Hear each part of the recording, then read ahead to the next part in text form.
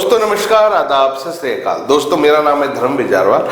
आज की खबर आपको देखना बेहद जरूरी है, क्योंकि जरूरी है इसलिए भी ताकि आप लोगों को पता चले कि आपकी खून पसीने की गाड़ी कमाई का पैसा जो टैक्स के रूप में आप सरकार को देते हैं, कैसे सरकार के कुछ भ्रष्ट नेता वो पैसे डकार जाते हैं, कैसे बड़े बड़े घोटाले हो जाते हैं।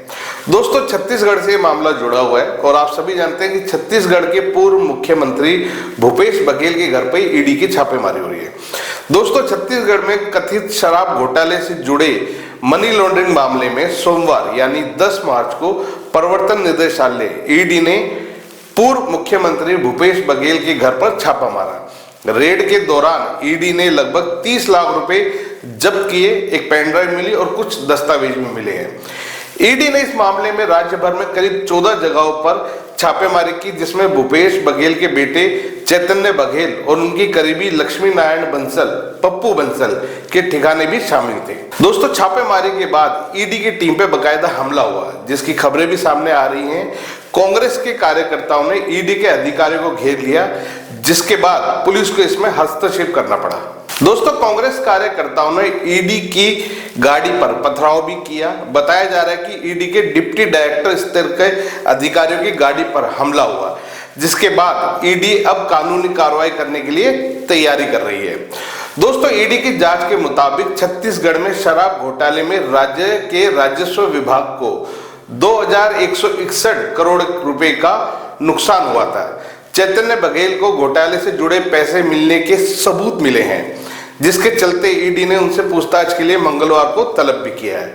अवैध तरीके से निकाले गए पैसों को अलग अलग योजनाओं के माध्यम से हेर फेर किया गया है। दोस्तों इस पूरे मामले में पूर्व मुख्यमंत्री भूपेश बघेल ने क्या कहा वो भी आपको सुनना चाहिए।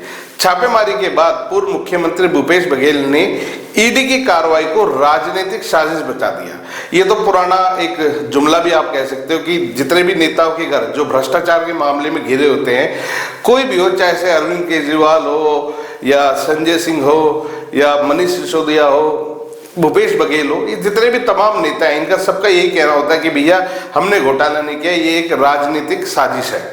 उन्होंने कहा कि चुनाव के समय विपक्ष को डराने के लिए ईडी का इस्तेमाल किया जा रहा है, वही पुराना डायलॉग। बघेल ने कहा कि मैं अखबार पढ़ रहा था और चाय पी रहा था, तभी ईडी की टीम आई। मैंने उनसे कहा कि उनका स्वागत है और मैं महीनों और सालों से इसका इंतजार कर रहा था। मेरी पत्नी, 3 बेटियां, बेटा, बहू, पोते और पोतियां यहाँ रहते हैं। हम खेती करते हैं।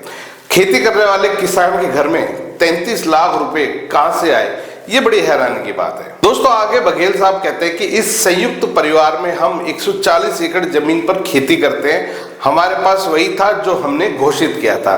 पूर्व मुख्यमंत्री भूपेश बघेल ने बताया कि ईडी की टीम उनके घर में 33 लाख रुपए नगद लेकर गई है। सवाल तो दोस्तों ये भी उठ रहा है कि इतना कैश एक किसान, एक पूर्व मुख्यमंत्री के पास कहां से आया, ये बड़ी हैरानी की बात है। दोस्तों क्या है छत्तीसगढ़ शराब घोटाला, वो भी बताते हैं आपको। दोस्तों दरअसल में छत्तीसगढ़ में 2018 में कांग्रेस की सरकार बनने के बाद भूपेश बघेल मुख्यमंत्री बने थे। 2019 से लेकर 2022 तक राज्य में शराब घोटाले की योजना बनाई गई और इसे लागू भी किया गया। प्रवर्तन निदेशालय ईडी के मुताबिक यह पूरा घोटाला सरकार की नाक के नीचे हुआ, जिसमें शराब की अवैध कमाई की गई और राज्य के राजस्व विभाग को चोरी का नुकसान उठाना पड़ा था।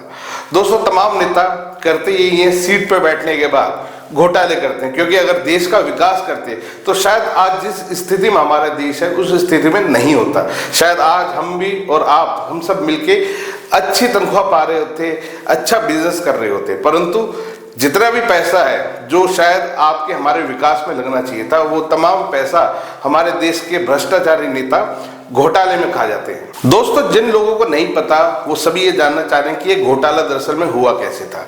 तो ईडी की जांच के अनुसार, ये ईडी जो कह रही है उसके मुताबिक हम लोग आपको बता रहे हैं कि शराब की बोतलों पर नकली होलोग्राम लगाकर शराब की अवैध बिक्री की गई। इसके लिए उत्तर प्रदेश नोएडा की prism holography security film private limited को टेंडर दिया गया था। यह कंपनी होलोग्राम बनाने के लिए पात्र नहीं थी, लेकिन फिर भी सरकारी नियमों में बदलाव करके इसे टेंडर दे दिया गया। यह भी खुलासा हुआ है कि कंपनी का संबंध छत्तीसगढ़ के एक वरिष्ठ नौकरशाह से भी था। इस पूरे मामले में कौन कौन गिरफ्तार हुआ है?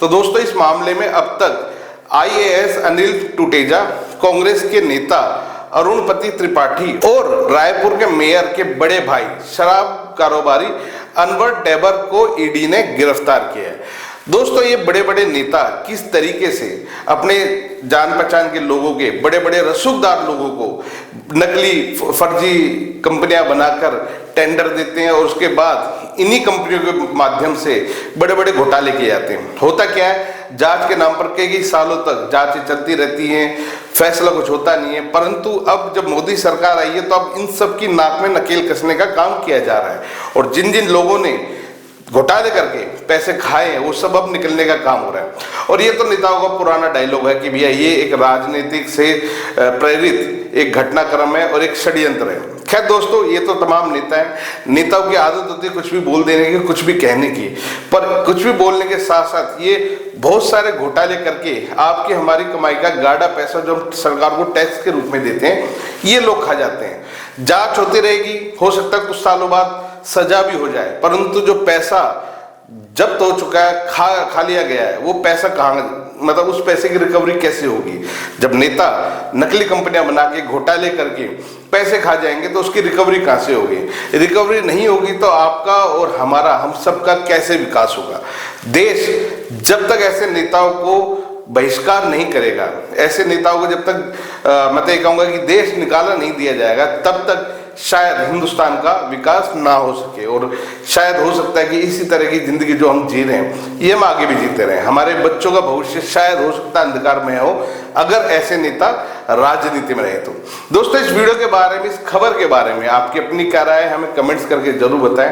वीडियो सही लगे तो शेयर करना बिल्कुल ना भूलें। धन्यवाद।